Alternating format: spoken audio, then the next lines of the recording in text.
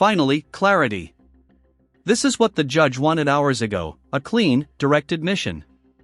No excuses, no time travel metaphors, no I was scared. Just, I pointed a firearm, it put people in jeopardy, and I'm sorry. Notice how the tone of the entire courtroom shifts the moment he owns the action. Judges reward accountability, hesitation? Not so much. Good morning. All right, the court is calling 2025 CR 001789 State versus Diego Chavez. Can I have parties announced for the record for the state? Get him a lot up for Mr. Chavez, Your Honor. We're ready.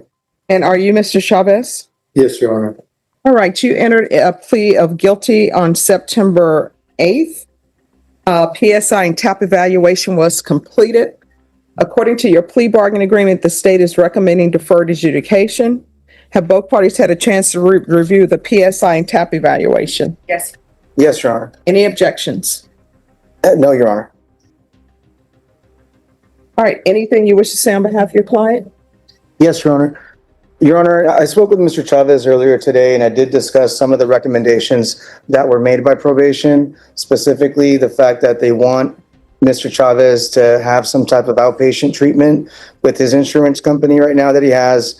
He has a very good job working for Tesla, well, as a subcontractor for Tesla, and that opportunity would give him the opportunity to show the court that not only could he comply with those conditions that probation is asking of him, he also recognized, and I did discuss with him, the DWI issue and the alcohol issue. He did speak to me candidly and say, I didn't think that I had a problem, but as far as the recommendation for probation, he sees how they could come to the court and suggest, look. Take note, defense attorneys love emphasizing employment and family. Why? Because jobs, stability, and kids paint a picture of someone who can succeed on probation. But the real question is, will the judge buy it? Audience, keep score, strong job, yes. 3 kids, yes. Behind on child support? That's a maybe. If at the time of the incident, you had alcohol in your system, not only did you have alcohol in your system, you have a previous DWI, that is also something that would indicate that a DWI program potentially could be helpful for Mr. Chavez in succeeding on this deferred adjudication. And we would ask this court to consider that Mr. Chavez is willing not only to do the recommendations suggested by probation, but he's asking this court to give him an opportunity to continue with his work because, again, he has 3 children. He is behind on his child support, Your Honor. From the PSR, I did ask him, and he did verify that he is behind that $6,000 on his child support. He did indicate that now that he has this job and he's working full-time, that gives him an opportunity to not only chip away at that amount, but also to give a little bit more to that child support amount that he's paying for his child. We asked this court to consider the fact that he does not have any prior felony convictions, Your Honor, and we would ask this court to follow the agreement with the prosecutor in this case, Your Honor, for deferred adjudication. All right, you want to raise your right hand? Do you solemnly swear or affirm the testimony you give will be the truth and nothing but the truth, so help you God? Yes. All right, you can lower your hand, state your name for the record. Diego Chavez. All right, so what did you do wrong? I had a firearm when I should have not had it with me at the time, and I believe that I'm not a bad person, and I'm willing to do whatever it takes to prove that I deserve a second chance and that I am a good person. But no. You're saying you had a gun and you should not have had a gun because in the PSI report, the complainant is stating that you're not taking any account of your actions. So you're not here today because you had a gun, right? Right. So why are you here today? I'm here today because I was stopped for they had accused me of pointing a gun at you. Well, here's the thing. Let me stop you right there. You entered a plea of guilty. So your attorney will tell you, and I've been a defense attorney before, either you're falling on the sword or you're not. And this is where everything shifts. Judges hate when defendants minimize their actions. If you plead guilty, you're expected to own it fully. The moment he tries to soften the story, watch the judge pounce. This is a classic court move. Test the defendant's honesty by seeing if their story lines up with their guilty plea, or if they're trying to do courtroom gymnastics.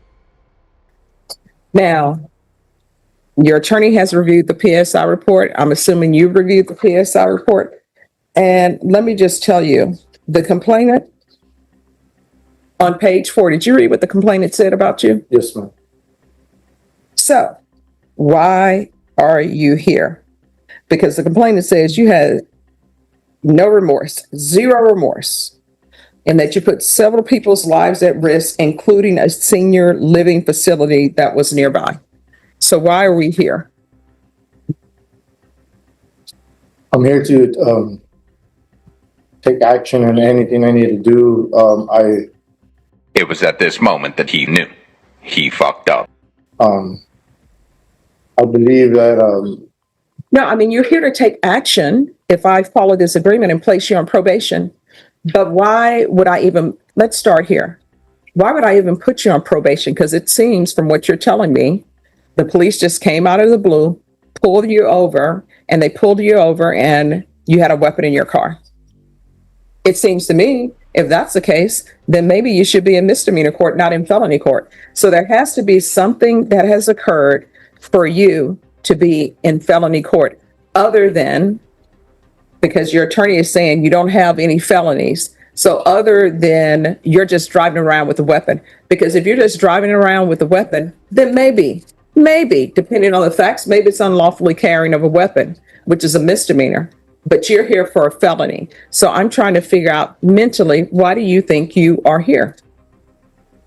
I believe I was at the wrong place at the wrong time, and I wasn't trying to intend to hurt anyone in any kind of way, and just in the position that I was in, it makes me look like a bad person. But here's the thing: people always say they're in the wrong place at the wrong time. And honestly, when you think about it, if somebody is at, hypothetically, if somebody is at a fast food restaurant and somebody pulls a gun on them, they're not in the wrong place at the right time. They're there just trying to enjoy their life, and somebody comes in and pulls a weapon on them, right? yes, ma'am. So I have yet to think of a scenario in my head where people are at the wrong place at the wrong time, unless this is Star Trek and we're doing a time continuum. Otherwise, you were at this location according to what you stipulated to. There was a disagreement or something, and you put a gun on somebody. That's why we're here. Yes, sir. We're not here because you were driving around in a vehicle and you just had a weapon and that was it. We're here for that. Why is it so hard for you to say that? I guess my wording, I shouldn't have took action on how I did, And what action did you take that was an inappropriate action?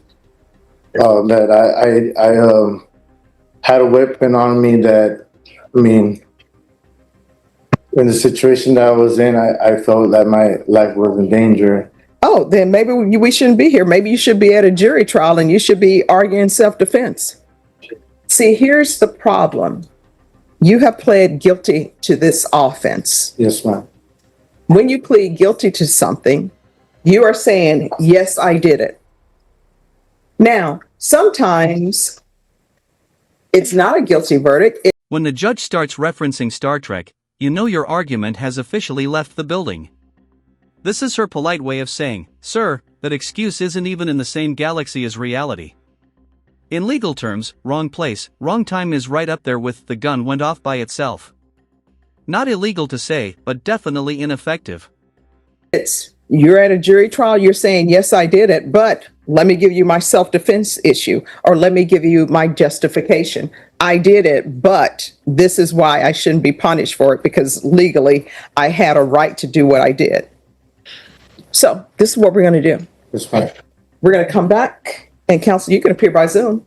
We're going to come back at 1:30, and you need to think about this. Because what I'm telling you is, according to the PSI report, The complainant is saying you shown zero remorse. And right now it appears to the court, and I may be wrong, sometimes people get very nervous. It appears to the court that you're not accepting any responsibility for anything, even though you've pled guilty to it. And once you pled guilty, what I can tell you, you all have an agreement that you receive a form of probation. You know, either I'll follow it or I won't follow it. So now is not the time to hedge your bets, right? You've gone past the point of jury trial. Now, what I can tell you, if I don't follow this, then the fact that you entered a plea, it can't be used against you. Okay? Yes, ma'am. All right. So I'll see y'all back at 1:30. Thank you, Judge. Thank you. You're welcome.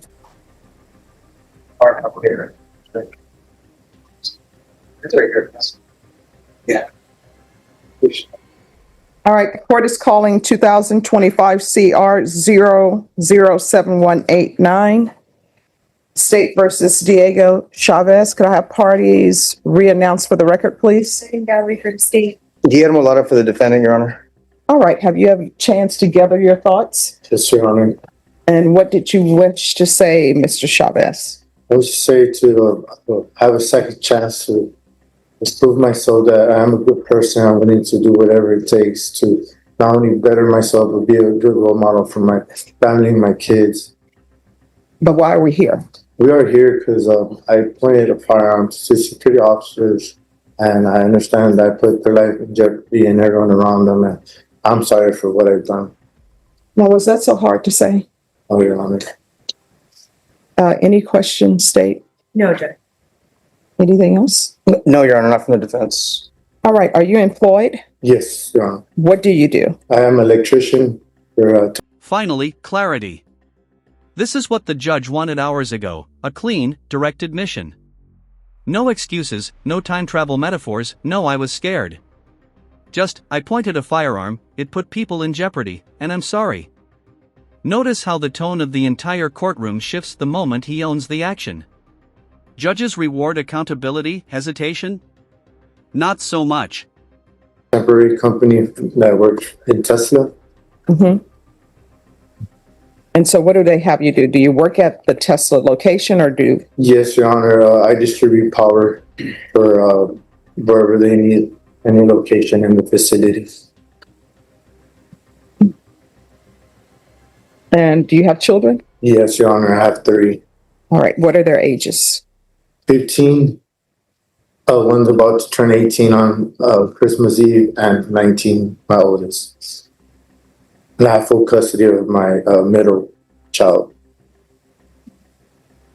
All right. And who lives in the household with you? My wife and my daughter, who I have custody of.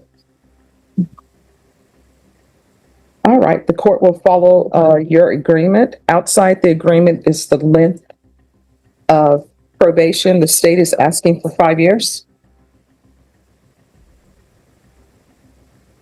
Defense? I'm sorry, Your Honor. Outside the agreement is the length of probation. The state is asking for 5 years. That's correct, Judge. All right. So you're in agreement with the 5 years? Judge, I believe that the state was not opposed if he complied with all conditions and finished everything early, that they were not opposed to early termination. All right.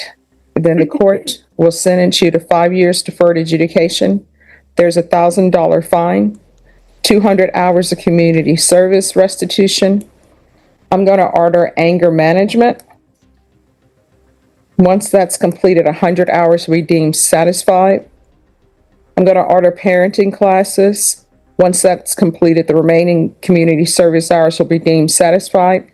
There's to be proof of employment within 30 days. No employment as a home health care provider or with minors. There's to be regular reporting by Zoom or in person. Regular random UAs. If you're drug tested today, what are the results going to be? I'm clean, Your Honor. There's to be no contact with the 5 years deferred adjudication.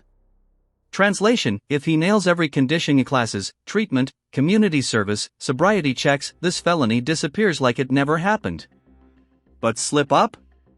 One violation and the judge can yank the leash and send him straight to sentencing. This is the justice system's version of, you can win, but one wrong move and the whole game resets, years deferred adjudication. Translation, if he nails every condition in classes, treatment, community service.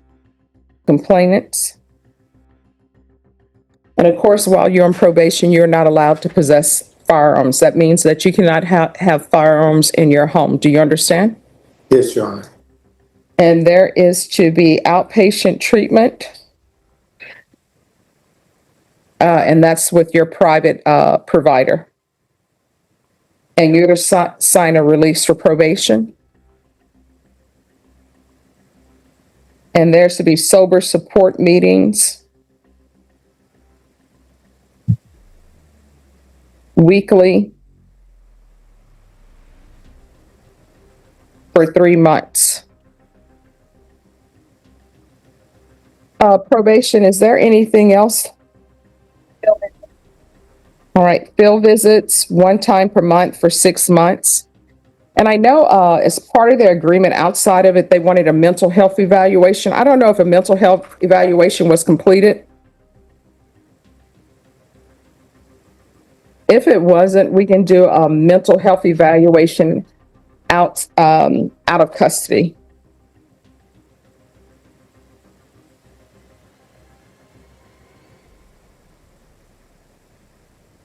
All right, is there anything else you need from the court to be successful? No, Your Honor. Thank you. You're welcome. Did you review the document entitled Trial Court Certification of Defendant's Rights to Appeal with your attorney? Did you understand it and sign it? Yes, sir.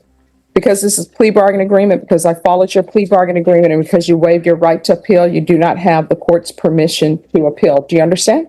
Yes, Your Honor. All right, we can go off the record. Here's the thing, in this court, to be successful on probation, communication is key. If there is an issue, you need to let your probation officer know. Do you understand? Yes, Your Honor. If you feel they're not addressing that issue, you can always come to court, but do not disappear on probation. You understand? I understand, Your Honor. All right, good luck to you. Thank you again. And You're happy welcome. birthday. Oh, thank you.